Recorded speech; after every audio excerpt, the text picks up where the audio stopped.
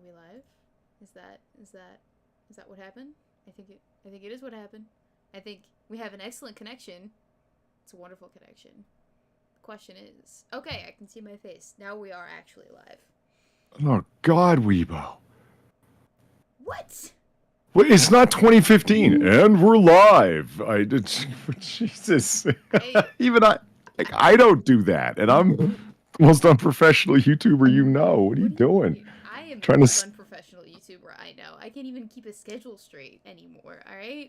You can't keep a schedule straight. I've got a little trophy in the corner of my sitting room for the latest stream ever.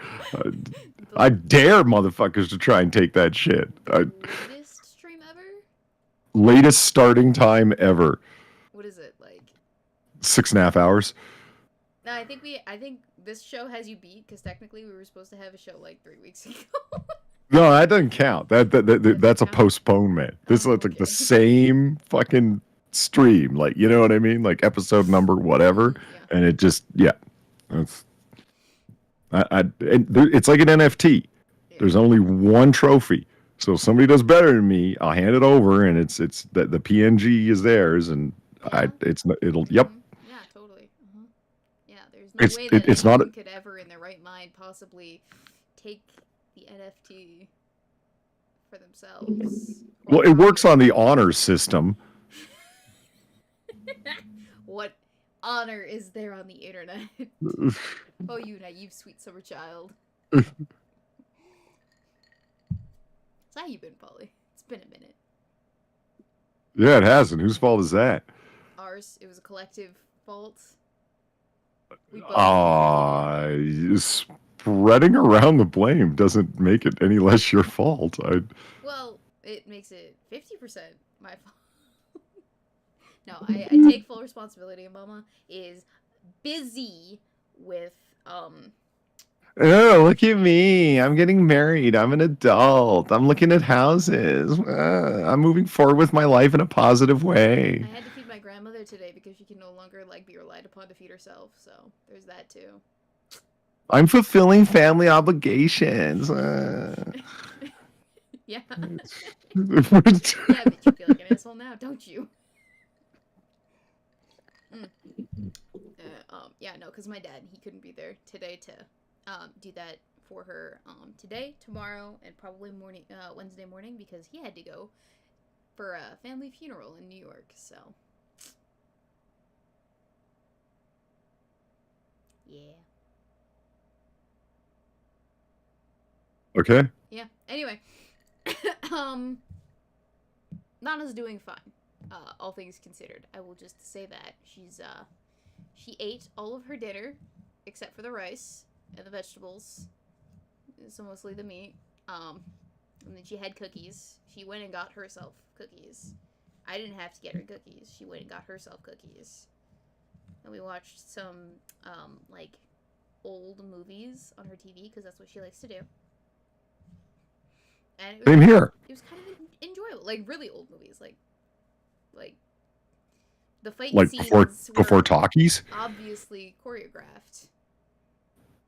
No, like they were using very obvious cap gun pistols for the action scenes. I don't even know what the name of the film was. I just know that is a thing. Hang on, Your audio's low, Weebo. I'll fix it. Also, I installed or I got from perfectly legitimate sources jazz music that we can now listen to while we were doing this. Nice. So, and it's like 40 minutes of jazz, so it's not like one jazz song over and over and over again in your head. Because I know everyone loves that. How do I do the microphone audio again? What do you mean? I'm having a boomer moment. Is it sound settings? Device properties? No. For Discord or for Windows? For Windows. Nope. I think I found it. No, these are headphones. I don't want headphone, I want microphone. How do I... I need help. Polly? How do I do the volume thing?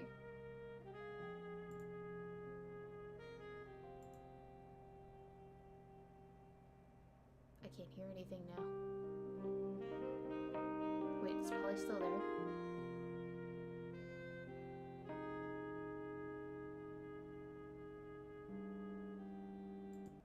Can you guys hear Polly? Because I can't hear Polly. Did Polly's sound die? Or did I do something wrong?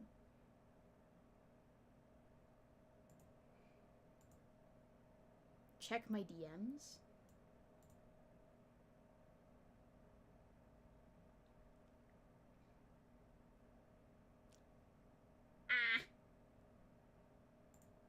Right click. Hang on. I'm following directions from Sam, who's DM'd me in my hour of need.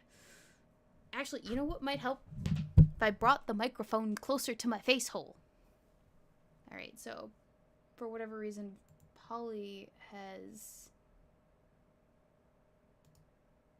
I can't hear him at all.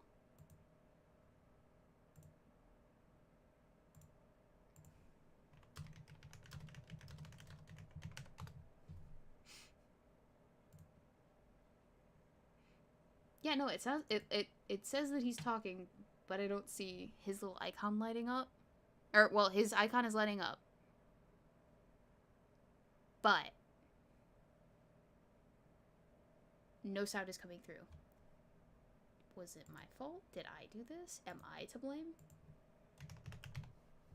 I'm gonna pop out of Discord and then come back. See if that fixes the problem. Test, test. Nope, that didn't fix it. This is the worst.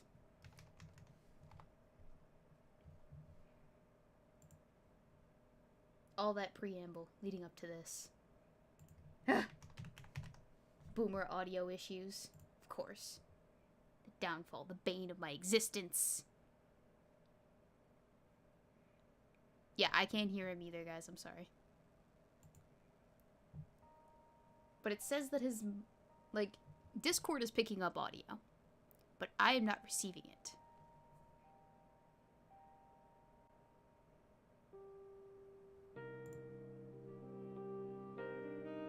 I might have to leave the Discord call and join. Okay, hang on.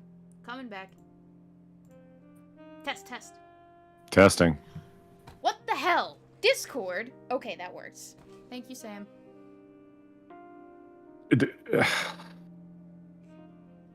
I closed Discord and then reopened it, and that didn't work, but somehow leaving the call and coming back worked. Okay,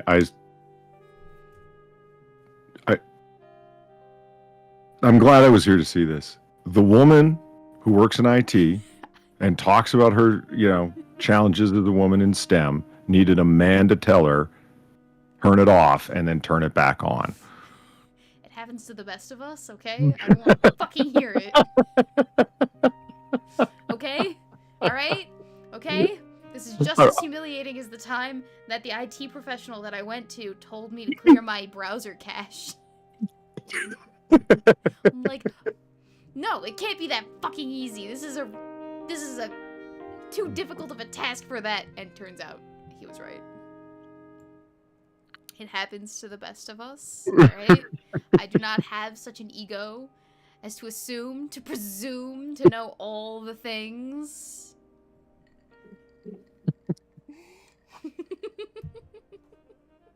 Good lord. Because you've never had a boomer moment, right? Totally. What? It never happened to you. You've never had, like, a moment of boomerisms. Well, computers, yeah, but I don't claim area expertise even remotely. I don't work at IT. Alright, hang on. My expertise is specialized in software development and engineering, okay? I am not an IT professional anymore. I claim no ownership over this, alright? I haven't been IT support in, like, how many years have I been at this job? Almost 3 years. So all that info is just gone, excised from your mind. Exactly. I have blocked working for the school district from my brain for my own mental health. Thank you very much. All right. Would you want to have, like, memories of working for your old school district ingrained in your brain as an IT support technician during COVID? Once you brought COVID into it, yeah, I guess not. And now I'm remembering every shenanigans that I had to endure. Thanks, Polly. It's all your fault. Okay, so Chad, how are the relative volume levels? Because remember, that's where this all started. Is it better? Yeah, it goddamn well better be. Huh? I didn't even do anything to Discord. It just out. Just because it did. Just because it wanted to, I guess. I don't know. I don't understand it. But it did it. Weebo's still a touch quiet. I'll show you a touch quiet. Polly's kind of loud. I can turn myself down. I'm gonna fix it. I'm gonna do it. This time it's gonna be for realsies. And I'm not gonna break Discord.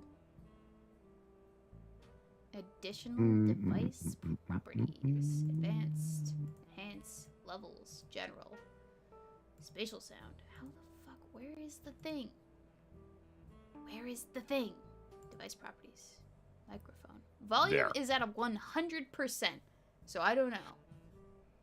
Well, if I'm a touch loud, then you go to like 80. You see, 80 is lower than 100. I'm at 100. You are at 154%. So we're just gonna turn you down in Discord. All right. How's that? Is that better, Chad?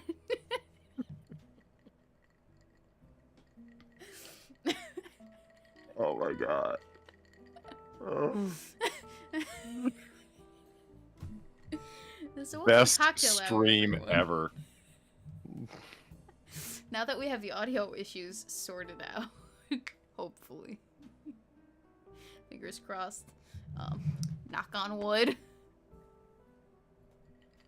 Alright, now we can actually be productive members of society and have a adult conversation about all of the random things that pop into our head during the next, like, hour and a half. Are you ready? I got a bunch of new video games today. You bought video games? I didn't buy them, but I got them. Oh, okay. Have you played them yet? Any one of them yet? No, I just installed one though. What is it?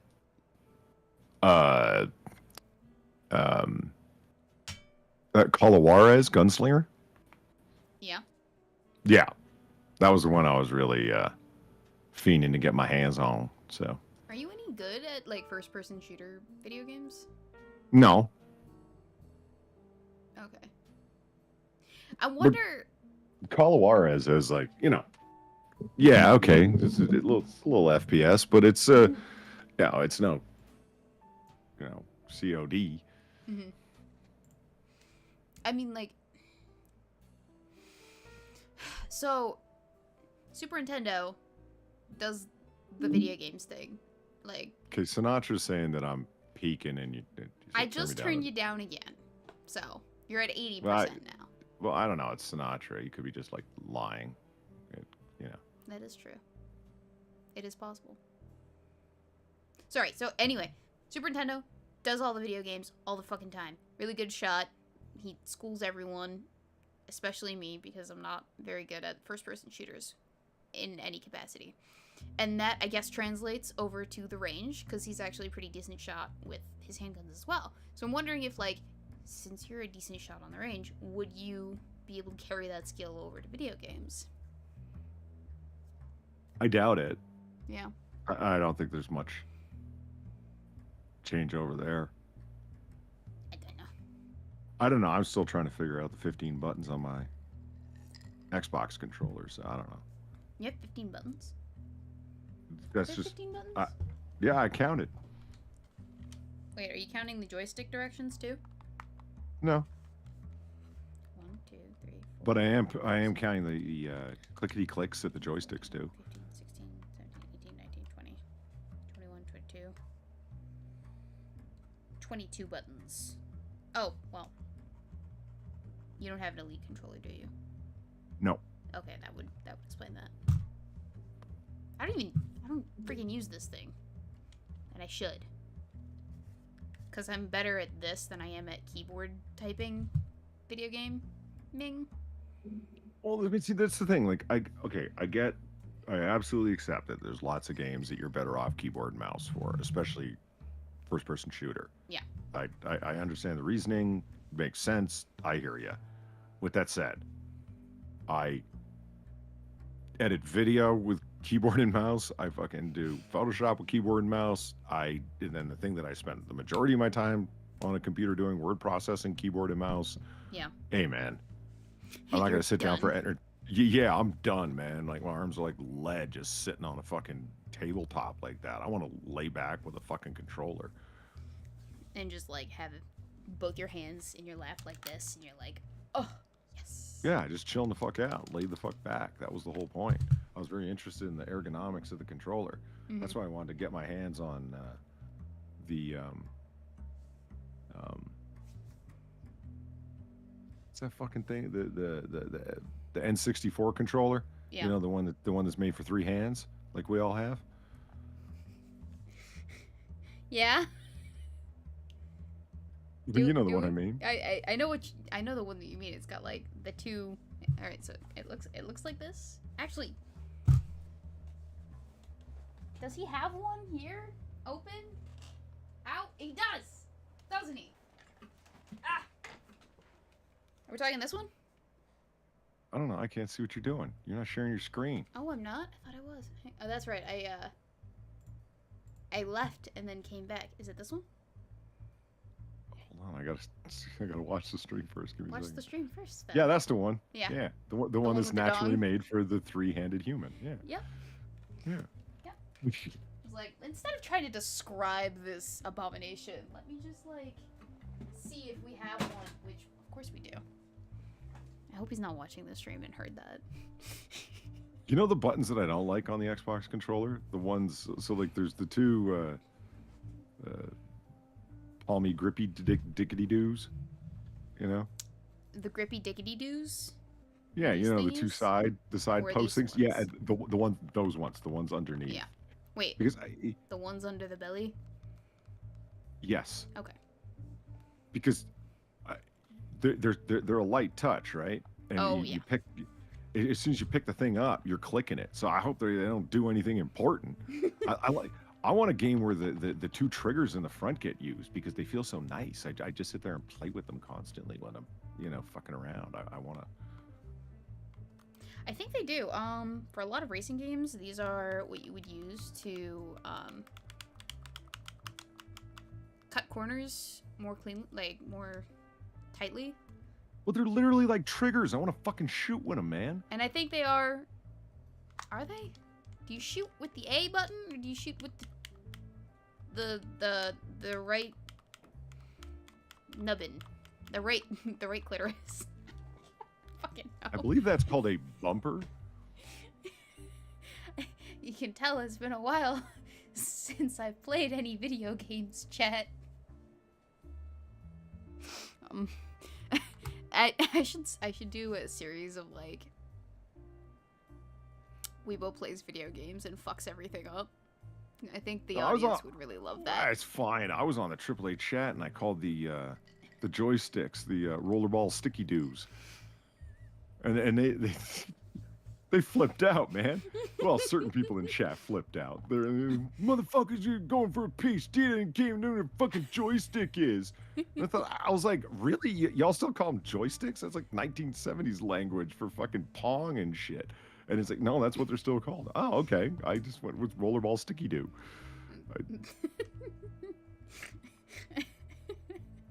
What I find strange is that they're clickable too. Like, what game does that come up in? I think it controls crouch in certain video games. Maybe. Oh, okay. I should give Elden Ring another shot. I should, because everyone loves to see a Weebo fail.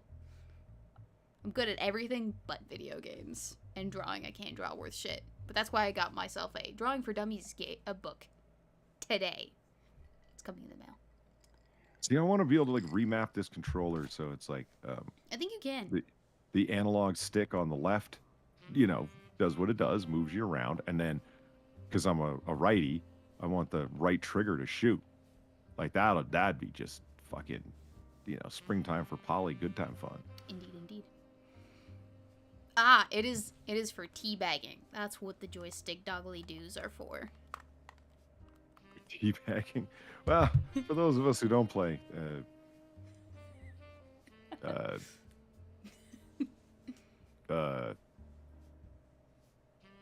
Video games? drop in world and shoot people.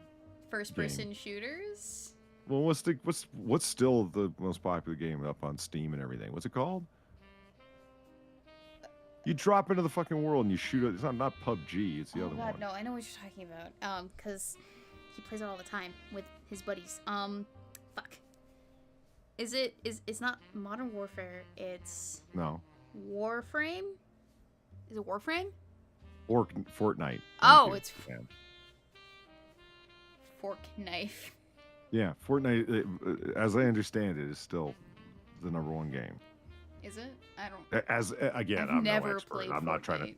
That's just what I heard from a couple of different people, a couple of different streams that I watched like a week ago when they happened to both be talking about that. It's like, yeah, Fortnite's still #1, and I was like, oh yeah, okay, well there you go. How many people do you think we are like severely pissing off with our conversation here? Because we're both a bunch of noobs. Sinatra says it's CS:GO. What? Isn't? I don't know. Pokemon Go still huge? Oh yeah. Cool. Oh yeah. Everyone plays it. I can understand that, walking around trying to catch them all and whatnot. Mm-hmm. It's actually the only video game that isn't like Sudoku that I have installed on my phone. And I only play it when like Super Nintendo needs me. What, did I not say it right? Sudoku? Sudoku. Yeah, you said it right. I did. Okay. Yeah, seppuku, right. Yeah, exactly. Wish for death. Or maybe, do I also have Mahjong installed? I think I have Mahjong installed. I don't actually know how to play it, but I have it installed. I'm more of a Pai Gow man. I don't know what that is either, or how to play it. I'll play Shanghai though. Shanghai Rummy, any day. Let's go. Learn a man's game. Backgammon. Is that a man's game? Is it? High stakes backgammon. Isn't... Wait, what makes it high stakes? You bet a lot of money. Can you bet money in backgammon? Fuck yeah. How? They did it in a James Bond movie. Really? Yeah, they do it in like, Montenegro casinos. I'm learning so much today about gaming. Montenegro and I've only ever played the slots and more slots at casinos when I've been there. I would like to play a game of Texas Hold'em, but I've been told by Super Nintendo that I shouldn't because it might piss people off. Because you're playing against other people. What? I guess. Do you mean in the real world or like in the real world? Like in a real world casino. I'm not supposed to play Texas Hold'em. Why wouldn't you just play 5-card stud? I don't know what that is. Why do you... Well, you get... So it's like poker, but there's no community cards in the center of the table. Okay. And that's it? Yeah. Oh. Texas Hold'em is the only poker that I know. I can probably attempt a game of Blackjack with guidance. But I don't... I could tell you a thing or two about Blackjack. Yeah. That's the only game... Well, it's really the only game worth playing. That's what Super Nintendo thinks too. Well, that's true. And all I mean by that is, unless you want to, poker is absolutely worth playing. But if you're looking to not, lose your shirt, and you are somebody who's interested in probability and odds, playing like deadly serious, playing cold to win, yeah, blackjack gives you the best odds at a casino, and then right next to it, if you are again playing, um, you really want to win is fucking yeah, baccarat. Is that the one with the spinny wheel? No, that would be roulette. Oh. Okay. And the wheel doesn't just spin. Mm? That would be like the state fair thing with the ticky ticky thing at the top where it goes where it stops, nobody knows. It's when it's got the little ball that it's roulette and the Yeah. wheel is horizontal. Mm-hmm. Yeah. Yeah, that's a sucker's game. I'll tell you how to never lose, Weebo. Okay. Always bet on black and red. Because there's only two choices. That's right. So if you bet on both, you will never not win. That's exactly what will happen. You will never not win. So is baccarat the one with the dice? No, baccarat's with cards. Oh. As you can tell, I am very knowledgeable about what goes on in a casino. It's really big with the Chinaman. Mm? And you can have your little odds books there and your little notebooks and whatnot and calculate stuff. And because of that, you're able to, again, if you're playing it deadly serious, so you can work the odds really, really well in your favor, but you have to be an experienced player who knows what you're doing. Mm. If you're just playing craps or whatever, it's like you roll the dice, people bet against you, and then you just kind of do what most people do that I've seen in a casino when they're playing craps. They will they wait till somebody tells them that they've won or they've lost. And if they say, "Oh, you've won," they're like, "Yay!" And then do I roll again? Like they're just waiting for the croupier to tell them what's going on. Oh, okay. That's probably how I would play every game in a casino. Just wait for it. That's actually how I play the slots. Is I just wait for it to tell me that I've earned money or lost money. And then I go, "Oh, yay!" Or, "Aw." Then I cash out if I win. Because if you win, chances are you're not going to win anymore, right? So you cash out immediately after that. I think that's what they're hoping you're gonna do.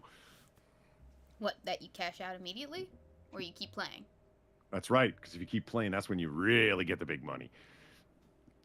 That's what they want you to think, Polly. Mm-hmm. Sounds like quitter talk. No, it's the smart move. That's how I make money at the slots. Quit while you're ahead. Yeah, them nickel slots sure pay the rent. Yeah, they can. If you play the fancy light up like games with the fun little animations. Those are why I go to the casino, if I go to the casino. Actually, I only ever go to the casino because Super Nintendo likes to go to the casino. And so we only ever go when it's his birthday, and so I give him like $300 for his birthday, and I say, "Go nuts, baby." And then he goes nuts. He has fun.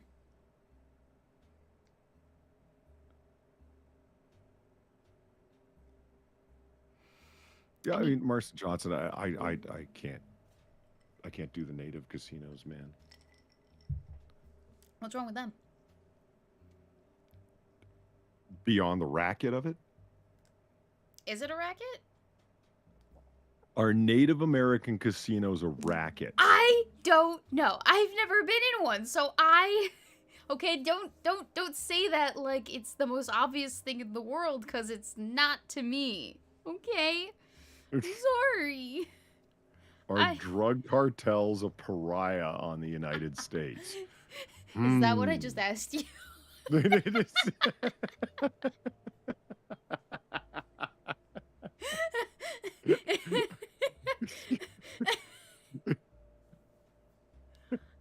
Okay, fine, I get it. I'm a dummy. Excuse me.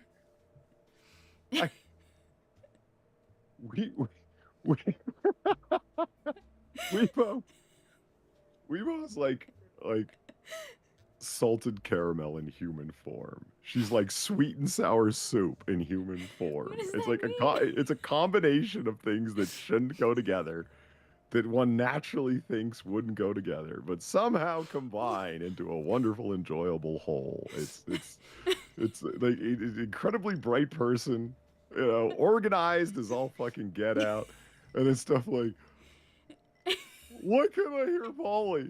Oh, Indian casinos are a scam. Just, let Well, me no. reprogram your computer using binary. Wait, what? Wait, It's all coming from the same person. What the fuck? wait, I wait. just- Let me defend myself. Because I would have thought that technically aren't all casinos a scam? What makes Native American casinos more scammy than just any casino? Because it's after the Casino Act passed, the Reservation Casino Act passed. Any reservation that wants to, basically, not really, not everyone, but can open a casino. And it's like, well, can we open a casino that's like right over this one reservation line? No.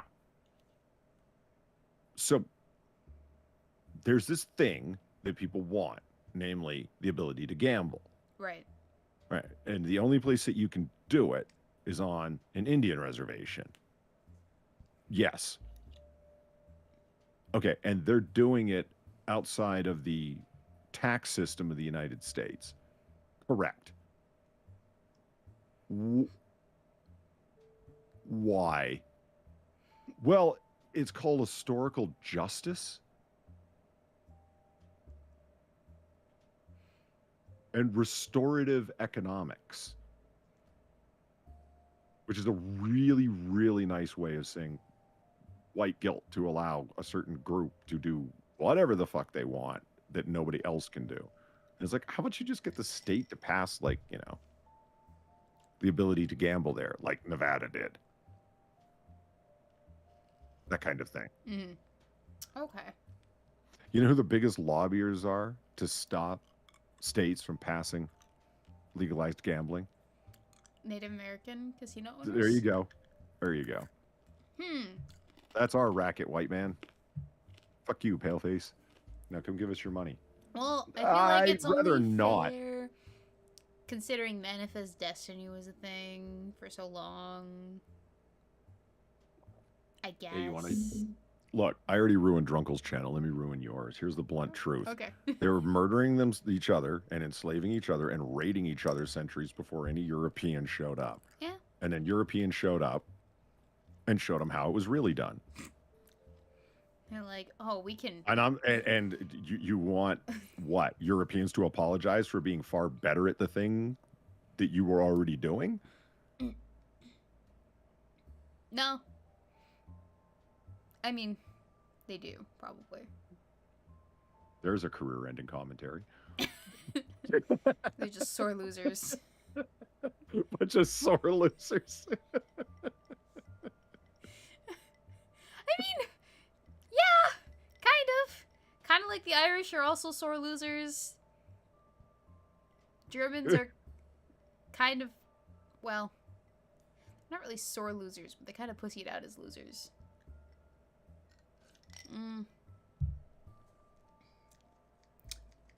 North Korea is the biggest sore loser on the face of the planet, I will say. They're so sore about it that they refuse to accept that they lost. And so they're on their own little head, pretending otherwise. Where's all? Well, Sam just said nobody gives us fucking reparations for Waterloo. You know how many countries would owe Poland reparations? Yeah, where are my reparations? I'm waiting. That's fair. That's entirely fair. Yeah. No, Sam, sorry, but the French don't get reparations. Well, no. For a long history of shenanigans in Europe. Mostly for Vichy.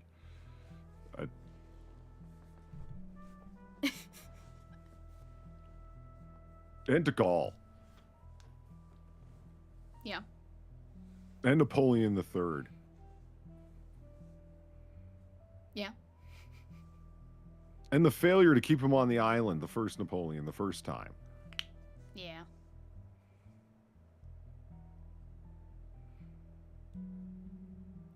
Fuck the Vichyites? Am I saying this correctly? Oh, fuck the Vichyites. Oh, okay. Yeah, if you want a excellent study in what collaboration looks like, what it's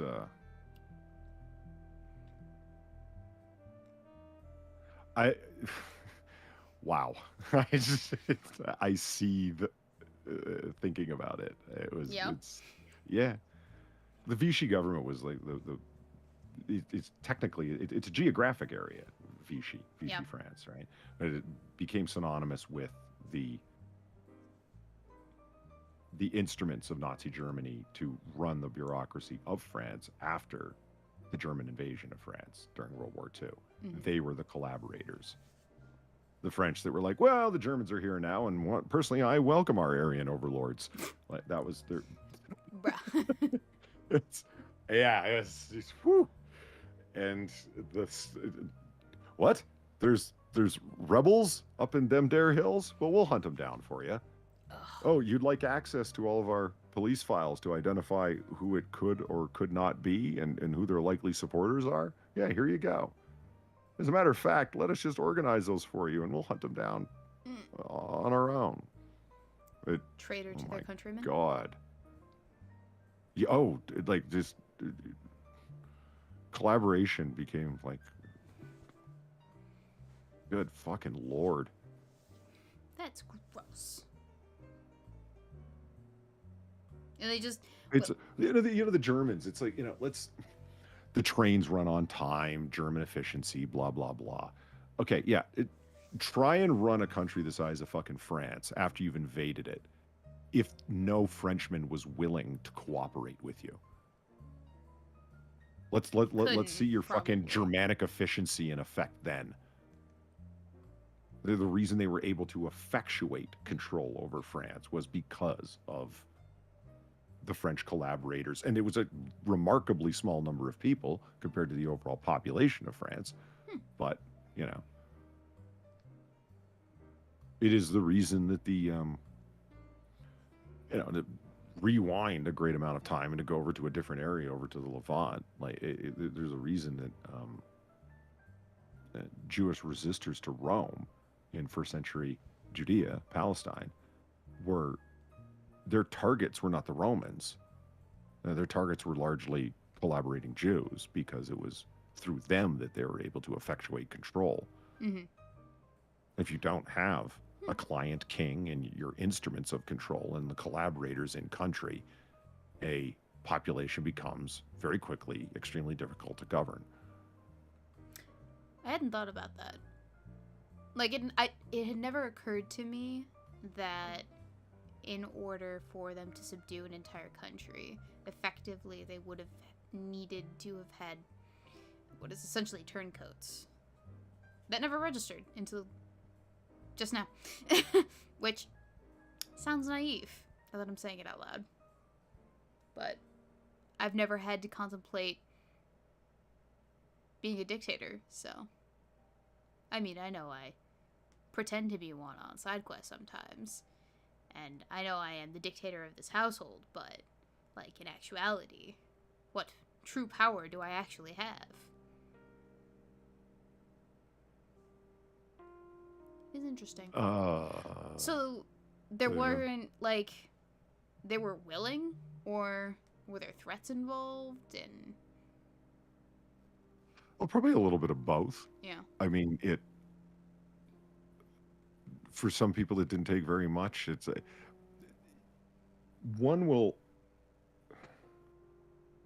There's no shortage of, this is where you enter into ugly gray areas, right? Mm-hmm.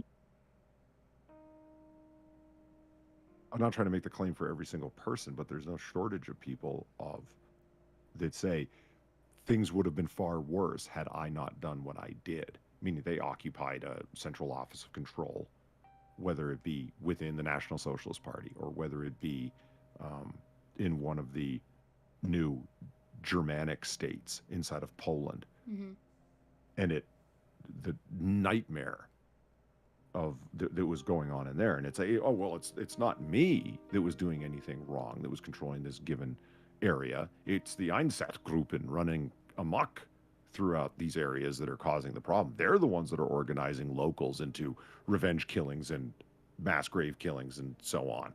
I'm simply trying to run this place. And it's like, yeah, but you were arresting people en masse and shipping them off, you know, to the east. Where the fuck did you think they were going? You know, to Sobibor and to Auschwitz-Birkenau and to et cetera, et cetera. What did you think was going on there? And you certainly made sure to strip them of all of their goods before they left. Well, it would have been far worse if it wasn't for me. It's like, well, yeah, it could always be far worse. And I'm not trying to immediately compare everybody to the Germans, to the Nazis in Poland, because it'll be like your worst case scenario. But when you look at Vichy, I'm sure there were no shortage of officials after the fact that claim, well, yeah, I was a collaborator, but they were there. They were in charge. What was I supposed to do? Just go take a prison sentence? Hightail it out of town? And, well, the short answer is yes. The short answer is absolutely yes. Well, it's easy to say when you're not in the position of it. Damn right I guess. is. I mean, like... It's a fuck of a lot easier said than done. It doesn't mean that it shouldn't be done. And no one knows what they're going to do until they're in that spot. Fair enough. But that is the claim, right? I mean, there's a reason I lionize, and I think rightfully so, General Washington.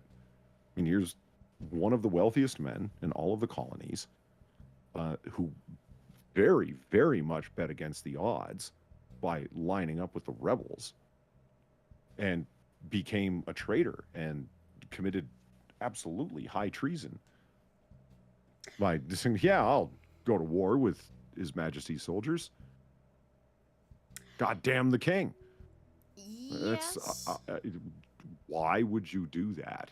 Why would you put all of your, your several decades of work to rise up in society and to amass the land that you had and the wealth that you had and the status that you had, and put that all at risk for the sake of, in short, ideology, a vague notion of liberty? Because it was just that important. And that is what makes Washington a laudable man. But it is also a lot easier to stick it to the man when the man's like an entire ocean away from you, and all those reinforcements are an entire ocean away from you. Not when you volunteer. Fair enough for the local person where that's the situation, yes, but not when you volunteer to take command of the colonial forces to go up against His Majesty's soldiers with a bunch of farm boys as your infantry.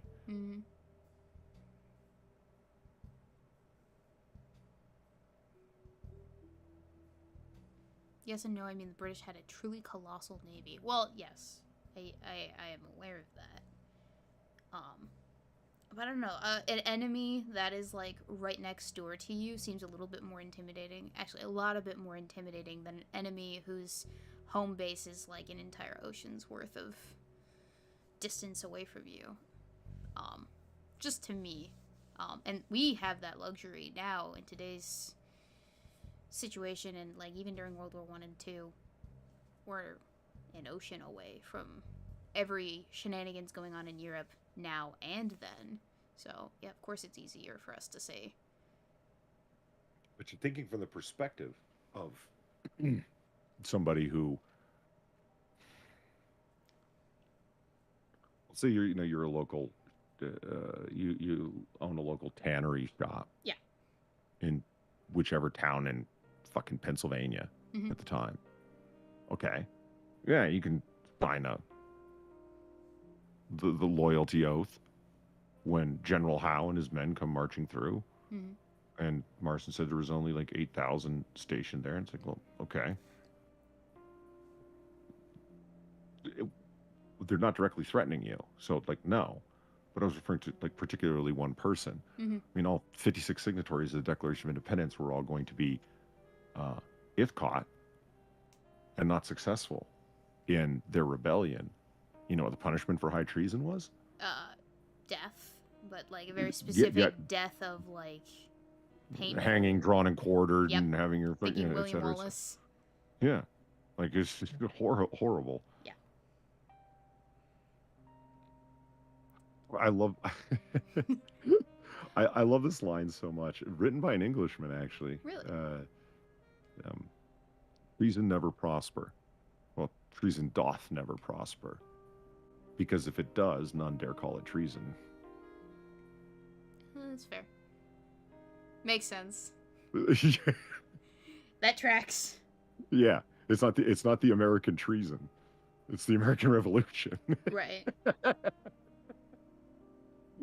Was it treason? Well, yeah, of course it was. It was high treason. Absolutely, 100%. And so it's like I said, I referenced the little local tannery shop owner. No, it's not really a big problem for you, but when you are volunteering to lead the colonial forces, yeah, you're goddamn right they're going to want your fucking hide. Right. Yes.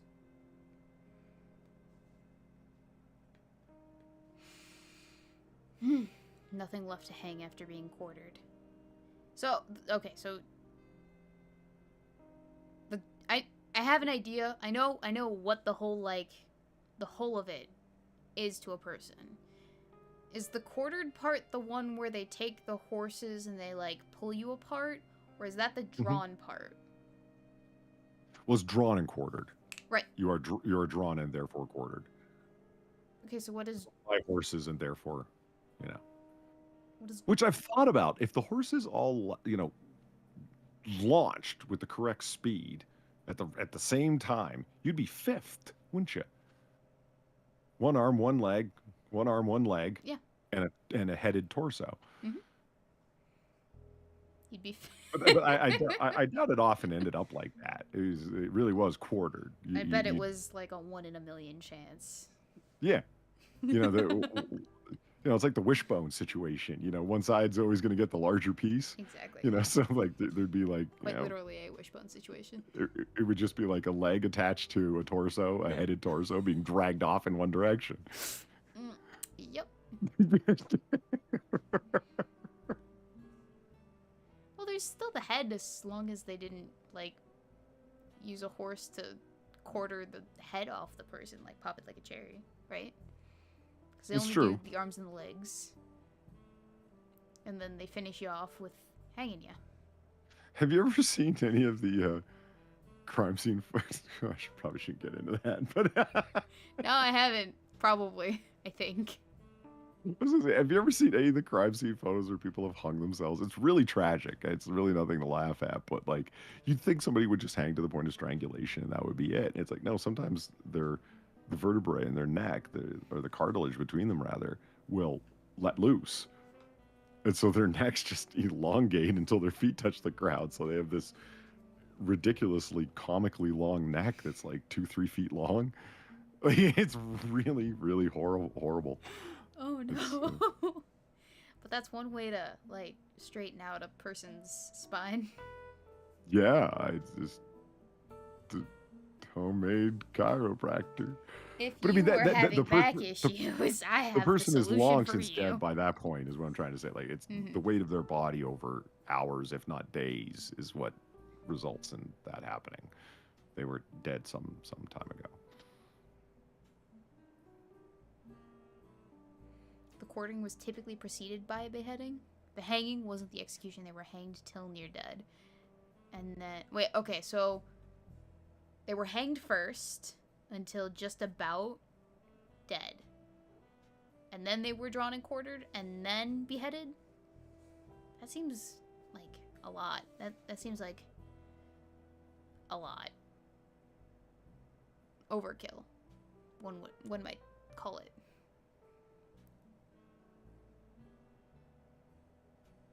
Like, who came up with that? I wonder. Particularly, I think it was just to make it as horrified as possible. It's like, what's the point in hanging somebody disemboweled? And it's like, just make a point. Like, it's just taken to the next level. It's like we're gonna slit your stomach and then like throw you off to a neck snapping hanging, and then all your guts explode out when the rope goes taut. Why? You'll be just as dead. And it's like, yeah, but then your guts are all over the street too, and you know your entrails all hanging from the slit in your stomach. So everybody's walking by is like, yeah, you know, which So is kind of like, cool. hey, maybe we shouldn't betray the king, huh? It seems so overkill, so cruel.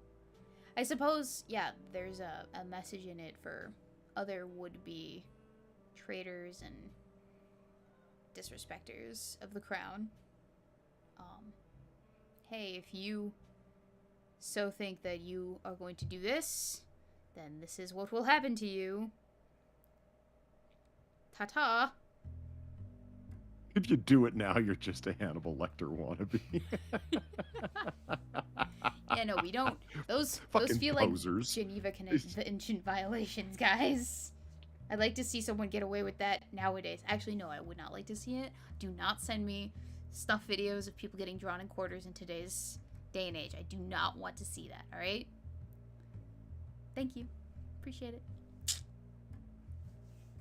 The quartering was so that a complete body could never be buried. Huh. Condemning the soul to hell.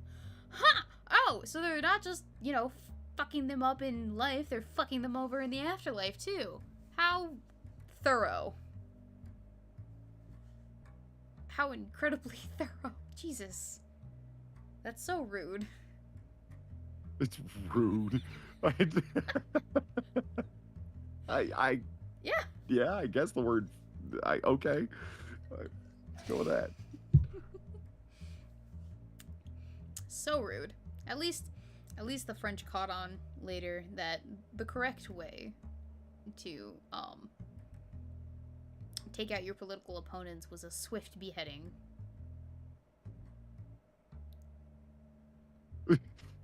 They made it into an art form. When was the last guillotining? It was in the 70s, no? I believe it was in... Oh, gosh. The guy who plays Count Dooku, he witnessed the last beheading in France, right? I think it was in the 1970s. September the 10th, 1977.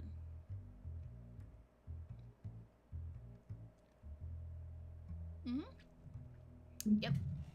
That's hilarious. How is that funny? I don't know. It's French didn't get it shit figured out until the 1970s, the late 1970s at that. well, it's like when slavery was outlawed in Saudi Arabia. What? When was that? A few years back. Oh, wait, what kind of slavery? Just general slavery? Like, there's many different kinds. Yeah, there is. Are we talking chattel, bonded labor, indentured servitude, sex slavery, child labor? Lifetime indentured. I hate that I know that there are that many different types of slavery. But, like, I did make a video on an incomplete history of slavery. So it's kind of burned into my brain. It's etched into the folds of my noggin. Executions are much rarer now. I know that. I would hope so. It would feel like... Yeah, you know what? No, nobody ever thinks of shanghaiing someone, like enthrallment, like, you know. Huh? It's like shanghaiing someone, you fucking just sap them over the back of the head, and they wake up and they're on a ship, and you're a sailor now. Is that what that's called? Yeah. I didn't actually know that. Enthrallment. That's Well, that's not necessarily all. Like, it's not an exhaustive description of enthrallment. Enthrallment could be like just being pressed into labor as well. Huh. Throwing them into a volcano. Does that happen often? There's so much about the world that I don't know. I'm learning it all tonight. Let's go.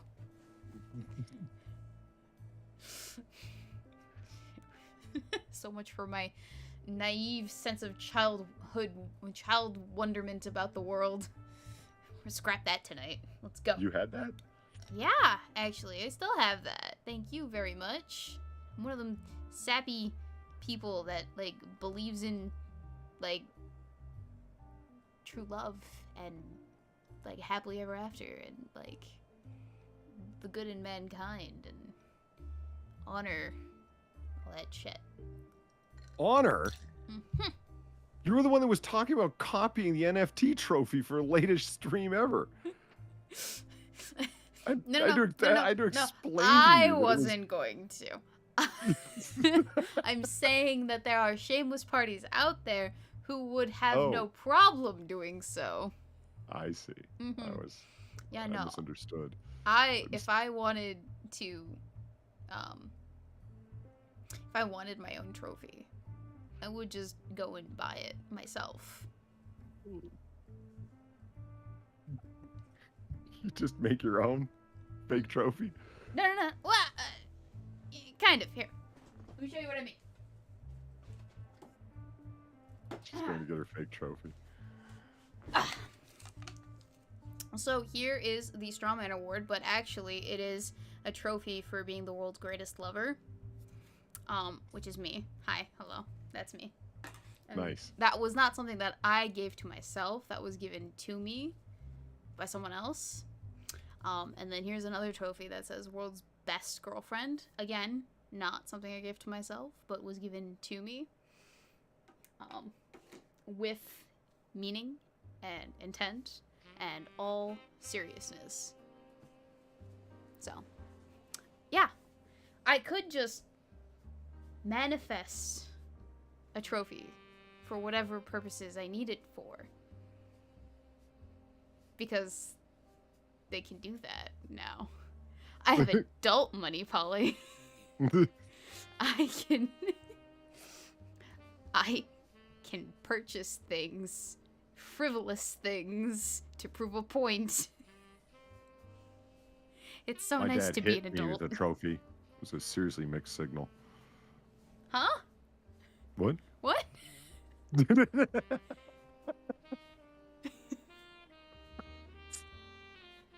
was a joke.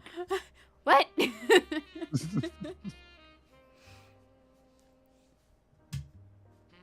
feel like the world's greatest girlfriend trophy is completely redundant in the face of engagement rings. Yeah, there's this one too, I guess. That's my ultra special trophy. You can't just go out and get that one. I mean, you can. It's not frivolous money at that point.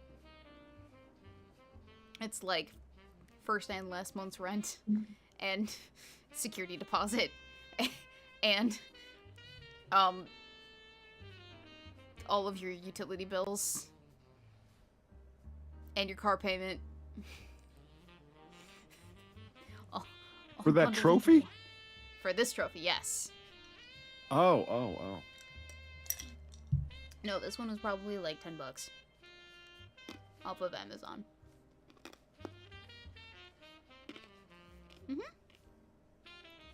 I think this was an anniversary gift.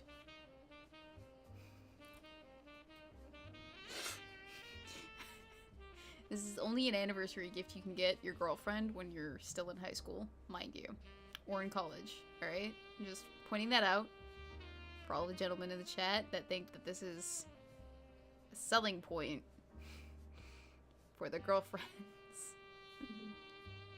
Okay? You know, I thought of being simultaneously gallant and wildly medievally patriarchal at the same time, and just see how it would go over. Yeah. What are you thinking? Go talk to my girlfriend's father. Mm-hmm. Be like, sir, your daughter is a wonderful, wonderful woman, and I love her deeply. She's the first thing I think about in the morning, and the last thing I think about at night. She's literally the most important thing. She is my world in a great many ways, and I can't imagine my life without her. I would, with all humility and respect, sir, I would like to ask for her hand in marriage if you would be willing to consent. can have an unworthy soul such as myself to spend the rest of his life trying to protect her and make her as happy as I could. I hate that this is gonna be a joke, because that's beautiful, Polly. And then Carry on. he's like, well, young man, I appreciate the words and the respect that you've shown, and I do, in fact, consent for you to ask for my daughter's hand should she be willing to accept. Excellent. Let's talk dowry.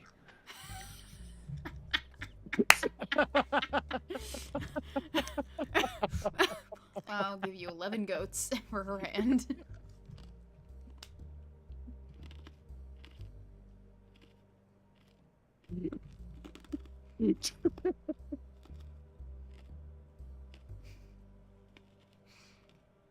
No, but seriously, Polly? Beautiful sentiment. Wonderful.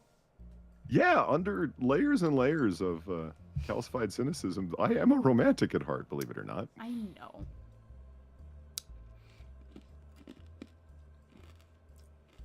Where's boyfriend's trophy? Well, I don't have a boyfriend anymore, so.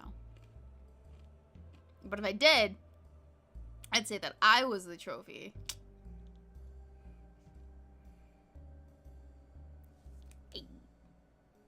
Hey. No, I got him a promise ring.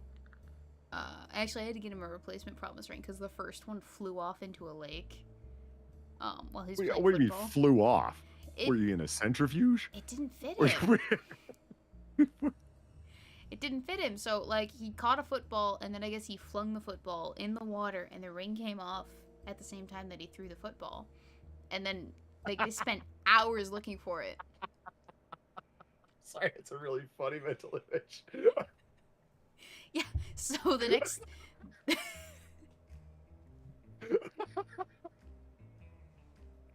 So he's left-handed? I guess it was either he caught it or he threw it. I never actually thought about how he throws footballs, but somehow it came off while he was playing football. Holy fuck, that's funny. I just picture somebody just really get a nice tight spiral on the pigskin and holy fuck, like running after their ring. He was so sad about it, too. Oh, man. Oh, gosh, that poor boy. So broken up about it. So then I had to obviously, like, make up for it. Even though he lost it. I had to, because, like, I felt terrible that I got him a ring that didn't fit and he lost it because it didn't fit. So I'm like, all right, I'm going to find a ring that's perfect for him. So I spent, like, the next 3 months looking for the perfect ring. And so, I was on Etsy and I was looking at rings and I found one that had, like, engravings of dragons on it. Because he's a big dragon dude. Loves dragons. That's, like, his all-time favorite thing. And so I'm like, this is the perfect ring. And I ordered it in a size below the one that I had originally ordered it for him in. And then, you know, obviously we got it. And I gave him the new ring. And he loves it. That's actually going to be his wedding ring. So when we get married, he's going to have to take it off, give it to me to give to the ring bearer. And then he's going to have to not have it for, like, a day. And then put it back on.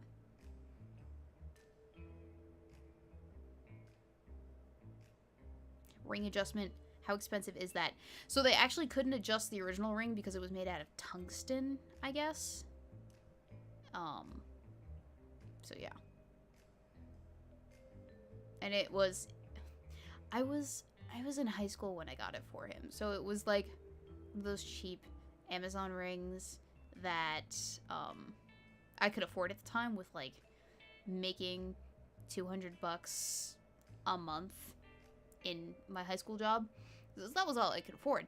So then when I got him the new ring, like, I sped no expense. I was like, it's gonna be this. It's gonna fit. It's actually too tight on him now, so it doesn't come off. He has to, like, physically manhandle it off his finger in order to get it off.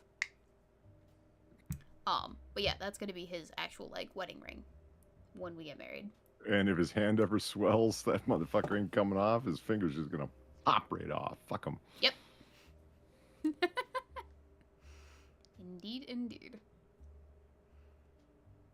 Yeah. So if let me present you with a scenario there, Weebo. Yeah.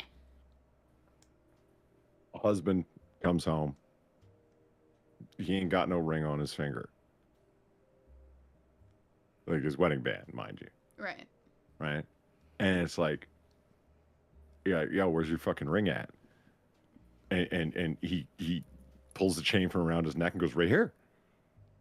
Never leaves my person. How would you feel about that? That'd be fun. I wouldn't mind. There. I have proposed the idea of getting, like, the ring tattooed onto our fingers. Yeah. For in case we need to, like, not wear our rings for whatever reason. Because, like, sometimes I do need to take this off to, like, do my hair, because otherwise it gets in the way and it, like, pulls at things and string gets stuck in there, and so I don't wear it in the shower. He doesn't wear his in the shower. We wear it to bed. And we don't wear it when we're doing the dishes, because if you ever gotten soap and water underneath a ring and then worn it after that, one, it feels bad, but if you keep it under there and you continuously do that, you actually get like a soap rash or something, and it's gross and it hurts and it itches, and just don't do it. So dry underneath your ring if anything, gets wet under there. Pro tip. Life advice for y'all. But yeah, I have proposed that we get tattoos on our ring fingers. Just because, like, I don't know, that feels more permanent. And like a decent solution to the ring problem. Because jewelry is such an inconvenience. It's just, well, okay, I've never worn I don't wear a watch. I've never worn rings, et cetera, et cetera, et cetera. And I've seen, I've known guys that just like, they have gotten married and they just cannot stop fucking with that ring. Like, it's clearly just driving them up the fucking wall. Right. And it's like, what happens if, like, I were to wear it on occasion, but the rest of the time it was on a chain around my neck? Would that be so disastrous? And there's some women that are just like, no, you will wear my brand. And there's other women that'll be like, no, it's fine. It's just, that's actually romantic. That it would never leave your person. You just didn't stick it in your pocket or whatever. You wore it on a chain around your neck or whatever. And it's like, no, it never comes off. Not when I shower, not at any time. It just drives me a little crazy to have it on my finger. Mm-hmm. I could see somebody getting upset if you had other rings on and you just this one drives me crazy. You know what I mean? That, but when it's a guy who has like no rings, no watches, no nothing, no earrings, whatever, no cock rings, nothing, and you get what I'm saying. Yeah, I get what you're saying. God damn it. Yeah, jewelry is super annoying. I don't really wear a whole lot of jewelry. Like, I'll wear jewelry maybe to complement an outfit, but like, it comes out the moment I go to sleep. The only thing that I really wear to bed is this watch and this ring because it's sentimental, and this watch because it tracks my sleep while I'm asleep. And I like I like to have data. It's a really weird thing about me, is that I like to have data about myself constantly, just all the time. But yeah, other than that, I can't stand it. I'm actually allergic to a lot of the jewelry that I would otherwise wear. So, like, the other part of the problem is I won't wear any of my jewelry because, like, for super casual stuff, because a lot of it's kind of expensive. Because I'm allergic to cheap jewelry. Like, I'll have a rash, a breakout, My skin will, like, actually get red and start itching where it is that the metal is touching my skin. And so, that's another reason why I don't really wear a whole lot of jewelry. She says wearing earrings, but I'm not allergic to these, and I'm in my own house. And they look cute. And I'm taking them off immediately after the show, so. So Weebo, a gold digger, confirmed. Ha! Ha! Ha! I don't need to be a gold digger. Ha! My grandmother gives me all of her jewelry. That's where I get it from. She's at that age where she's like, I'm not going to be on the planet for very much longer. So, Really? here is all of my stuff. And so every time I go over there, she goes, take a look around, for soon this will all be yours. And the rest of your cousins and brother. Yeah. She's been doing that for the last 10 years, though. She thinks she's going to die. Like, next week. But she hung on. She has hung on. I'm allergic to cheap jewelry, said every woman ever. I mean it. It's, like, legit. I am. Swear to God. Hand to Jesus. Not that that means a whole lot from coming from me, I guess. Is she pessimistic? She's a bit nervous, Marson. She's got a lot of anxiety. Just generally speaking. And it's gotten worse with the dementia. As she's gotten older, she's gotten more anxious. I think that dementia does that to you, actually. It just kind of, like, makes you more of the person that you are already. It, like, enhances your personality, your core personality traits, if you will. If that makes sense. Like, if you're normally, like, a generally chill person, you'll just generally be chill, more chill as you get older. But if you're generally a more nervous person, you'll be more nervous as you get older. Yeah, she does have dementia. Weebo is highly reactive. Pour a little baking soda on her and water and watch her get all bubbly. What? I don't understand. Go to bed. Please? You don't have a watch on. Love you too. He just gave you the finger.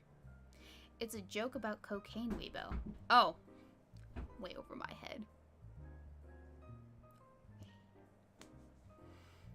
Yeah. So, Polly. Yes. It is 9:38 where I am. What say we do this for another 7 minutes? So take it to 9:45 and then call it. Works for me. Okay. Weebo, was your last stream taken down? I took it down because I accidentally doxed myself in that one, and then I tried to go back and, like, blur out the section, but it wouldn't let me for whatever reason, so it's just down now. But I'm gonna go back and look at it and see if I can get it blurred. If I can't, then I won't. What? None. What? What? I was just born in the wrong era, Weebo. I would have fit in the old West real nice. I don't understand. Okay, I just loaded up Call of Juarez. Mm-hmm. And I just wanted to see what the controller settings were like. You know what I mean? And so I went off to this town because a man I'd sworn vengeance on. And I'm like, oh, hell yes. I am all about this right now. I love the idea. I mean, don't you know anyone you would swear vengeance on? I sure as fuck do. No, I don't think that, like, vengeance isn't, like, to the point of death with them. Or, like, I just kind of maybe, like, prank you a little bit, make you feel bad, and then leave you alone.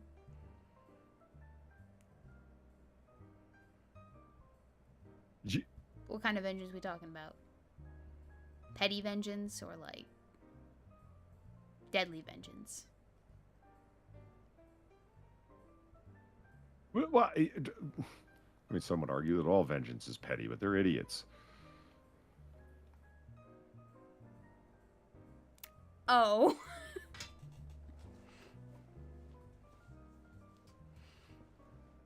So, but like, is it deadly vengeance that we're talking? Because I feel like it could be. Is that it? Well, we're talking vengeance. I feel like vengeance is like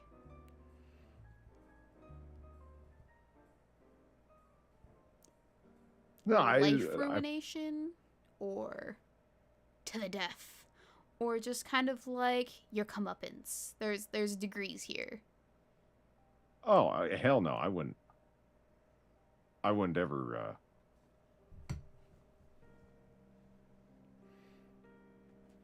I would never kill somebody if they didn't have a comeuppance. I wouldn't swear vengeance on them in the first place if they didn't have it coming to them. Well, no. I mean, like, comeuppance isn't like... Because comeuppance sounds kind of silly to me. It's like...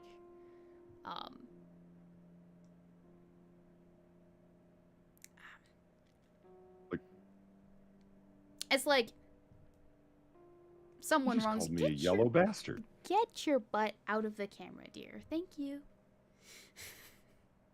Comeuppance... It sounds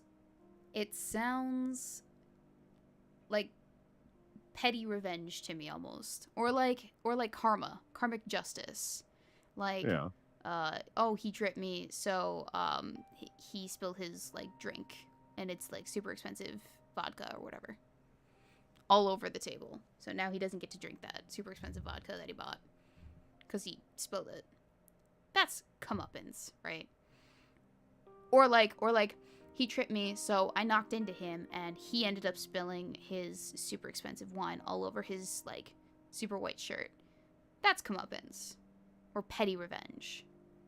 Nah, it's not petty revenge. It feels like it. No. I mean, it's somebody calls your horse a nag. Mm-hmm. That's you know, that's reason for murder.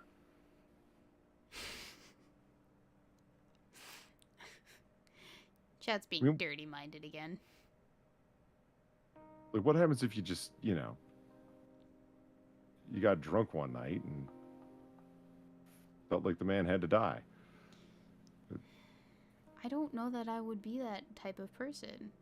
Well, I mean, how are you supposed to get along in the Old West? I probably wouldn't. I probably wouldn't survive the Old West. You don't believe in affairs of honor? I think the honorable thing to do is to be the bigger person and not stoop to their level. To be the bigger, the better person. To be the example that other people follow. So, this is what I mean. Okay, you can say there's no one you'd ever swear vengeance on, but I've known too many women that you know, would take a different position on that. You know, that bitch done stole my job. You know, that kind of thing. Yeah. Yeah. I mean, I'm all talk, but I don't actually think that I would do anything. Like, sure, I'll bitch and moan and complain about it all the livelong day, and what I ought to do. But in the end of the day, I don't think that I would do anything, just because I'm not the type of person to do stuff like that. Somebody called my Ferrari a Fiat. See, I mean, I don't know. I guess you gotta get yourself into the mindset, right? It's like, would you call my horse? Like, it's like I said, it's an affair of honor. Right.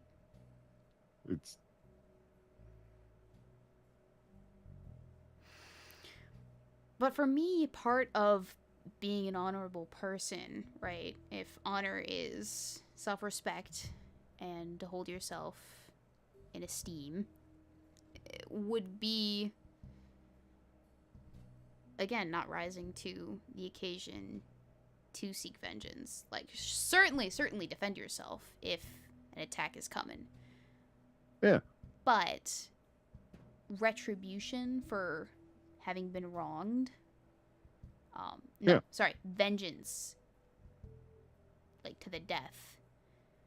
I feel like we can do better as a society than that. No, okay. There's this is like frontier times, right? Okay, so yes. we can do better as a society. Like, okay, I mean that's a wonderful thought. Yes. Meanwhile, we're out in the frontier. Right. Okay, so you want to ride 2 towns over and get the marshal? You know what I mean? Like it's you walk into a saloon, and you're just there to have some meat and potatoes, and enjoy a few whiskeys, and then off to bed. And across the smoky room, you spot that low down pole cat that done roughed up your brother a few years back down by Canyon Creek, and he thought that no one was going to remember him. Well, I remember that face. Mm-hmm. I remember that scrawny little so-and-so pushing a man around just because all my brother had on him was a miner's pick, and he thought because he had that his father's pistol dating back from Lord knows when, if it could even shoot, stole everything the man had, including his boots and hat. Just, yeah. So it's like, you run. Is it really so bad to go shoot something on the guy? Yes. Because you should ride 2 towns over and get the marshal? No. So if he's a bad guy, I don't think you can stop him. You can apprehend him and drag him to the marshal. That's your prerogative. That's totally fine. But killing somebody, that's a very final thing to do. Right?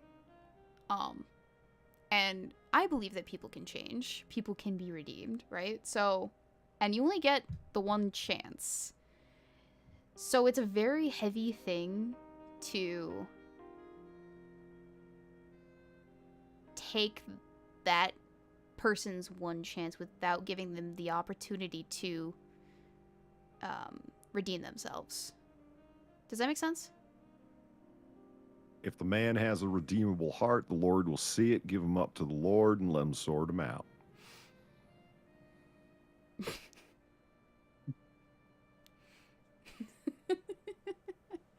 You gotta work on your accent a little bit. I will do rightly by it. See that you do. Yeah, Marcin Johansson. You can't take that back. That is true.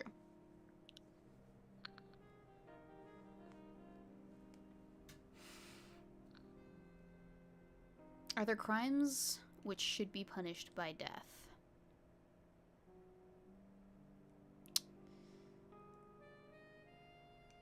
There are people that are not redeemable, who have committed crimes that probably should have put them to death 3 times over by now. But you have to make absolutely sure that that person is the kind of irredeemable that deserves to be put down. And I wouldn't want to be the one to do it. Regardless. Call me spineless. It's just... It's a heavy thing. And people that can do that, go you. I just cannot. I don't feel like I have the cojones to do that. I have too much of a conscience, and I don't know if I would be able to live with myself. And that's where I'm standing on that. Yeah. Well, that's the value. Well, I mean, this I can't live with myself now. I'm not really going to worry about what I can and cannot live with in the future. And it's more of a perspective of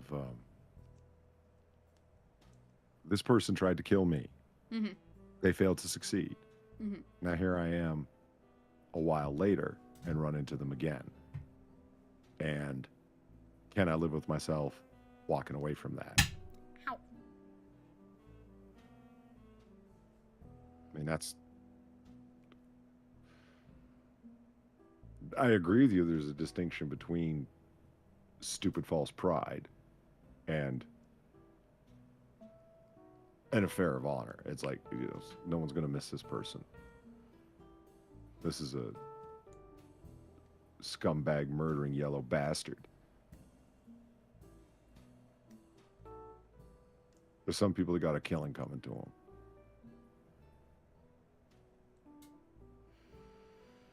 Now, in modern society, that person would have ended themselves up in jail a long time ago. Mm-hmm. But this isn't modern society. It's like, well, who appointed you judge, jury, and executioner? That would be a situation if we were living in a big city.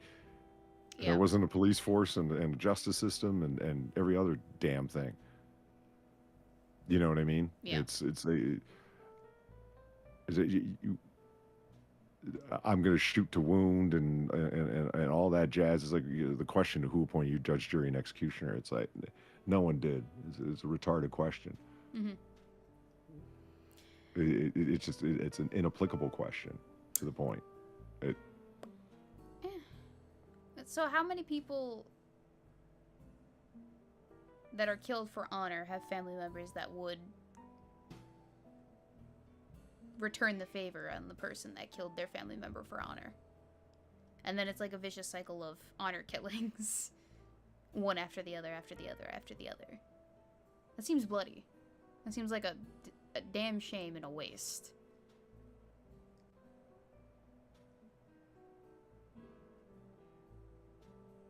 You're thinking very broadly, and I understand the point you're making, but it's... Mm-hmm.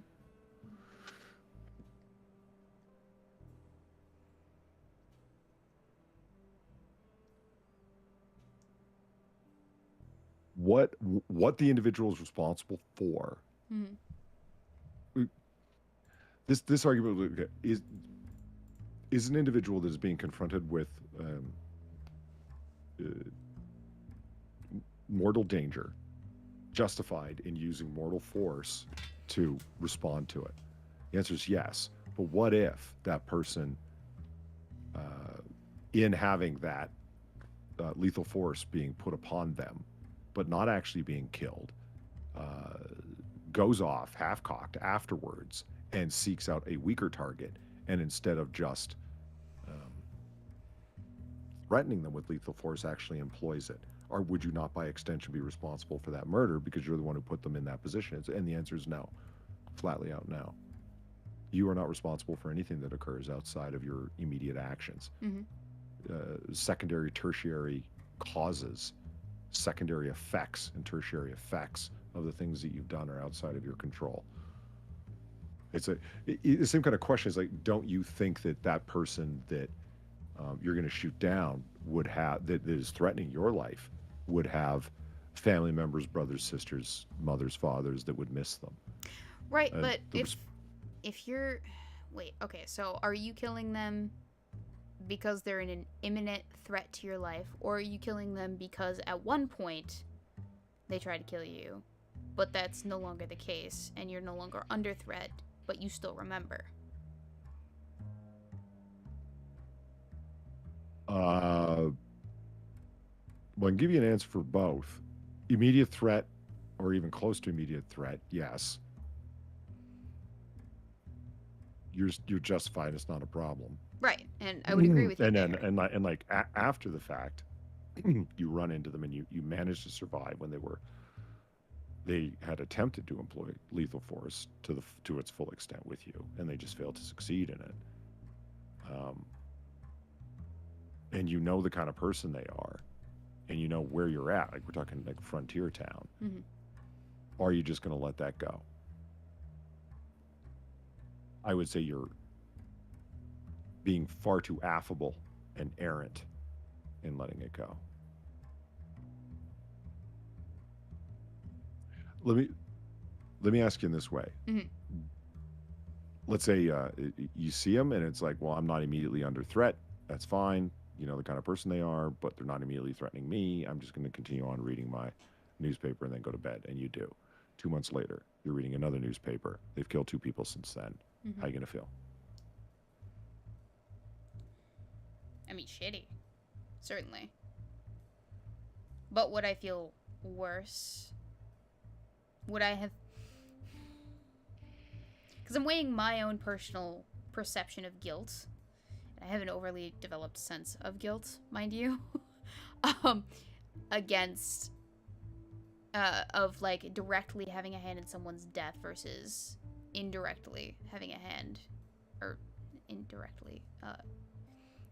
not having killed a person, indirectly having played a part in being complicit in someone's death.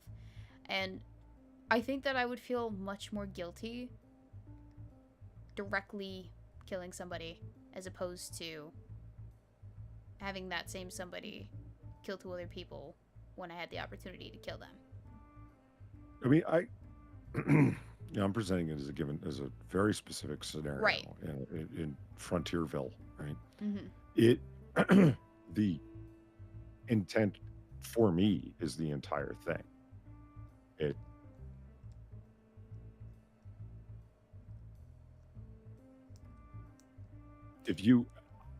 I could understand somebody feeling a lot of guilt if they indirectly had a hand in someone's death, though they did not intend that death. Mm-hmm. Like that is something where my heart would go out to them. Like through they were not, they didn't.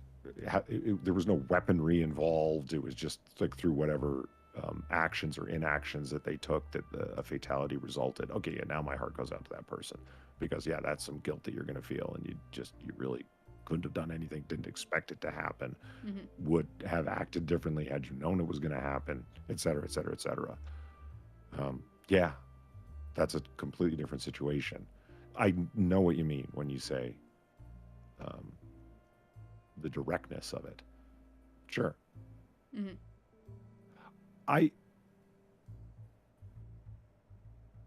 Keeping in mind that their gunfights in the Old West were like a lot more rare than they sound like. Yeah. There were a lot of really harsh bullies in the Old West. In any frontierville, be it in Australia, down in South America, where they all had frontier situations that were very much like the West of the United States.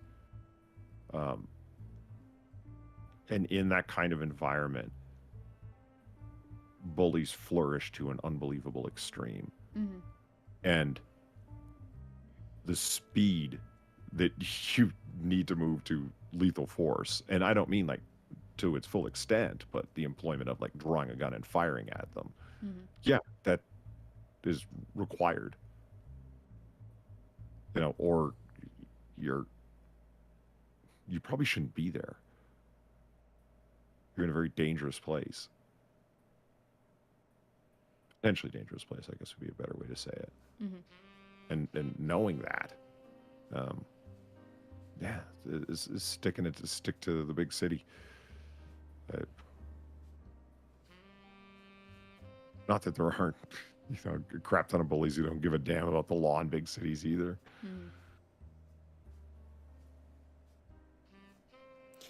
I want to clarify to the audience, because I don't know that this got across quite clearly. But when I say I wouldn't kill out of vengeance, like, I would kill to survive, right? I would kill to protect my loved ones if they were in imminent danger. But I wouldn't Excuse me. go out of my way to seek vengeance and retribution on someone after the danger is past. That's the line. That's the demarcation right there. Because yes, they're both killing, but one is you're given very little choice, and the other you are actively making a choice. And the act of making that choice to kill somebody, that's a very heavy weight. Yeah. Just glad that I don't live in the Wild West. I probably would not survive in my current mentality. I don't know. It's interesting. Perhaps had I grown up in the Wild West, my perspective would be different, but as it stands right now, who I am today, how I've grown up, like I said, I have an overly developed sense of guilt. What I mean by that is, like, apparently I'm too good for my own good. So says Super Nintendo. Too good for your own good. Too good for my own good. And I'm okay with that. But like, I can tell you this: it's not a bad thing. I don't think it is. I don't think it is either.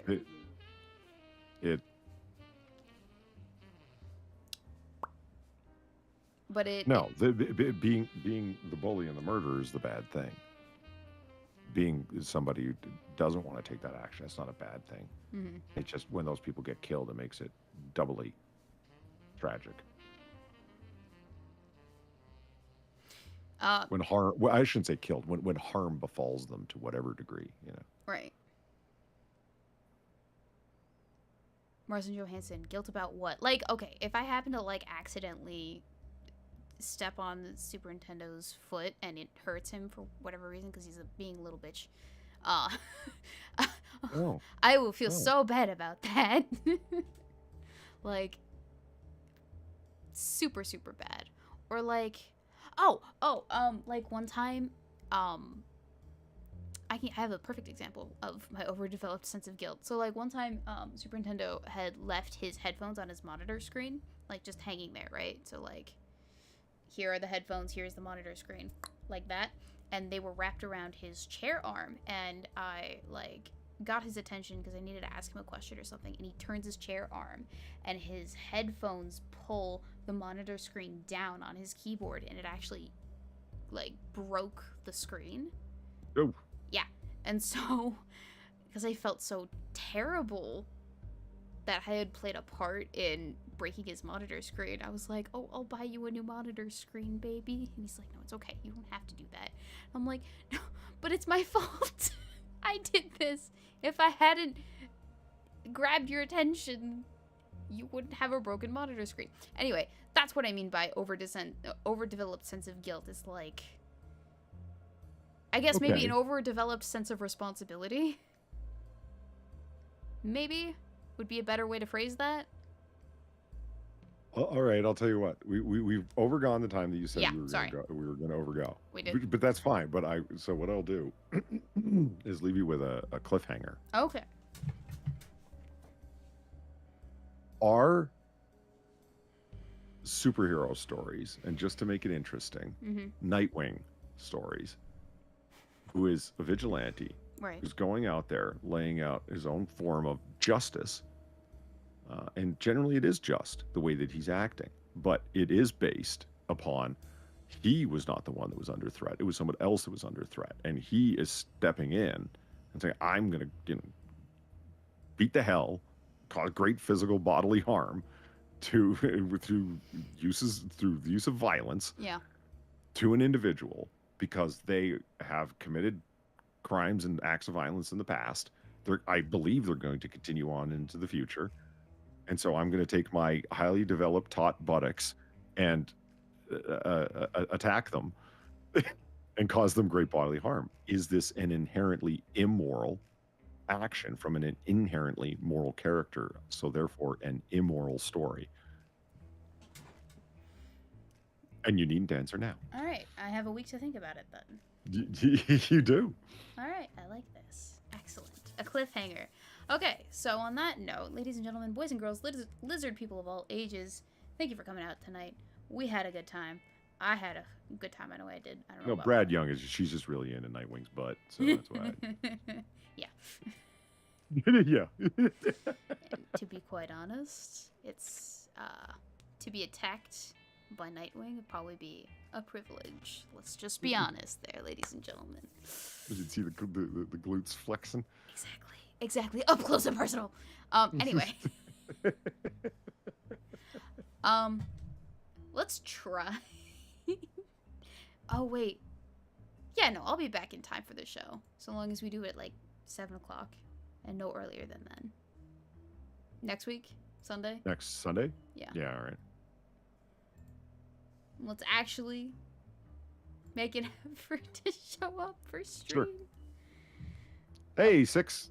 Hi and goodbye. Hi, bye. Hey, Six. Good to see you. Yeah, so we'll be back next week. Sorry for the hullabaloo with the shows, ladies and gentlemen, but IRL before URL and all that jazz. You know how it be. In the meantime, have a good rest of your week, everybody. Yeah. What? I'm going to force this debate thing to happen. Well, I'm not going to force it, like make it happen. I'm going to use my powers of nagging and persuasion to create a circumstance where Weebo will have little choice but to consent to enter into a formal debate with yours truly, because I happen to think she has a keen mind, and beyond a tendency to make up words, is an extremely sharp person. You make up words. Yeah, but I do so knowingly. How do you know I don't knowingly do it? Because you say words that you think mean something that you rapidly find out don't mean what you thought they Shut meant. up! Shut up! Shut up! Okay, it's adorable. So yeah, I know I want to do the debate thing, and whether it's hot dogs versus hamburgers, like absolutely frivolous debate subjects, or it's something of reasonable substance. You know, like killing versus letting die, or capital punishment. I want to see what the Weebster can bring to the table. Okay. And we'll show the modern debates how it's done. Yeah, let's do it. But it's not that it's a bad idea. I like the idea. It's just I don't understand how they can have a debate without a resolved question. Be it resolved that the state executing condemned criminals is justifiable. Yay and nay. Confined question, not is it ever justified to kill somebody? Well, then, and it's like, Polly, you don't get shit shows like on modern day debates. And that's what sells. Don't you understand? Touche. But I mean, ain't nobody learned nothing except how good somebody is at gish galloping the other side. Because let me fill you in on something, chat, that I'm sure 90+% of you are already aware of. If somebody raises a series of questions that the yay side would have to demonstrate for their case to persist, to win, and the yay side does not even address any of those questions, they, by definition, have lost the debate. Nobody wins or loses debates online, and that's what fucking drives me nuts, because it just turned into a giant bickering party. It's fun, though. It's fun to watch. I love a good shit show. Ugh. I will not do a dumpster fire bicker party with you, Weebo. I wasn't suggesting that we would. And I couldn't imagine us actually going at it like that. We have It's cereal soup. I feel like we're too